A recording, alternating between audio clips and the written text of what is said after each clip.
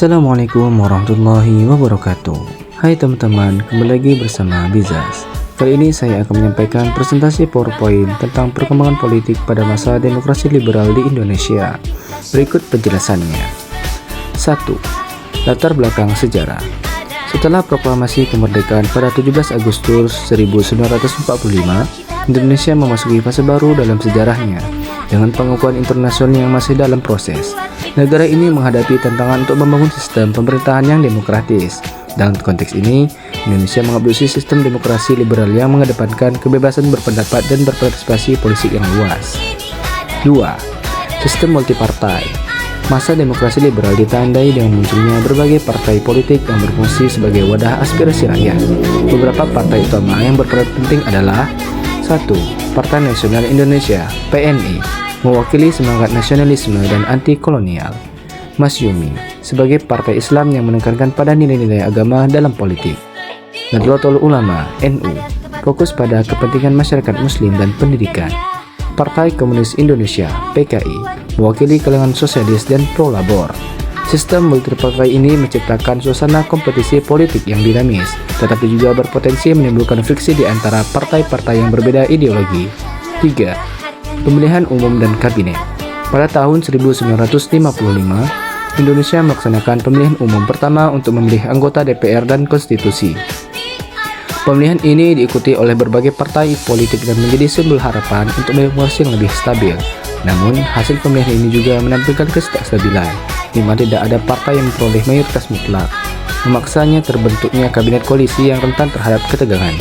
Selama periode ini, Indonesia mengalami pergantian kabinet yang cepat, dan beberapa kabinet hanya bertahan beberapa bulan.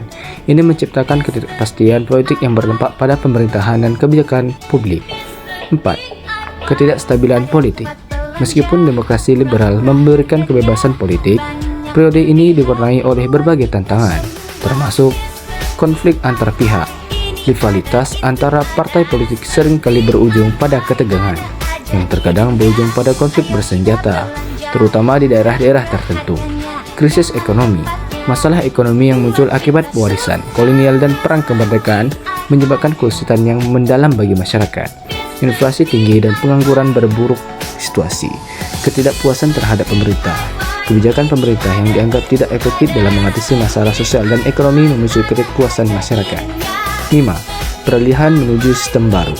Kondisi yang tidak stabil ini akhirnya mendorong perlunya reformasi. Pada tahun 1957, Presiden Soekarno mengeluarkan dekret presiden yang membuarkan konstitusi dan kembali ke UUD 1945, menandai berakhirnya era demokrasi liberal. Langkah ini ditujukan untuk menciptakan stabilitas politik dan mengkonsolidasikan kekuasaan di bawah pemerintahan yang lebih terpusat. 6.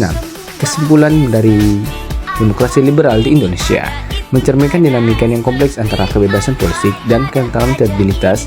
Meskipun mengalami berbagai kesulitan, periode ini memberikan fondasi bagi perkembangan politik selanjutnya dan mengajarkan pentingnya konsensus dalam sistem demokrasi. Peralihan ke sistem yang lebih terpusat membuka jalan bagi fase baru dalam sejarah politik Indonesia yang kemudian dikenal sebagai Orde Baru. Dengan struktur ini, presentasi akan memberikan gambaran yang komprehensif tentang perkembangan politik pada masa demokrasi liberal di Indonesia. Sekian, terima kasih.